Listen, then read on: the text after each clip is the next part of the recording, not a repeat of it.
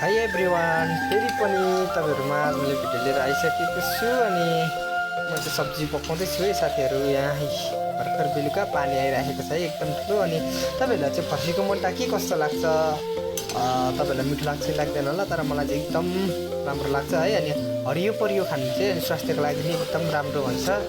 अनि हेर्नुहोस् न, मैले चाहिँ यहाँनिर चाहिँ यसलाई चाहिँ पानी नलगाइकन एकदम पर भुट्दैछु। अनि यहाँ के लगाएँ भने मैले टक्कसँगले भन्नुहुन्छ भने यहाँ चाहिँ मैले के लगाएँ भने लसुन कुटेर लगाएँ, अदुवा अनि प्याज है, अनि टमाटरहरू पनि अलिअलि लगाएँ। अनि चाहिँ एकदम स्वादिष्ट हुन्छ है। अनि फेरि हेर्नुहोस् न, यहाँ चाहिँ अन्डा पनि छ है।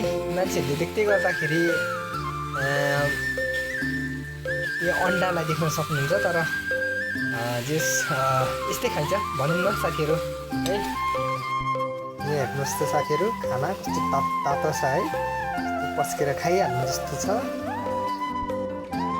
साथीहरू खानाहरू पनि रेडी भइसकेको छ है। हामी त्यही मामा भान्जा छौँ अनि खाना पनि पसिसकेको छु। हेर्नुहोस् न, यहाँ फर्सीको मुन्टा कस्तो दामी छ, पाहाडमा चाहिँ यही छ अहिलेको हालमा चाहिँ सब्जीहरूमा। अनि अन्डा पनि हेर्नु है, यहाँनिर हामी चाहिँ खानु लागेको है साथीहरू।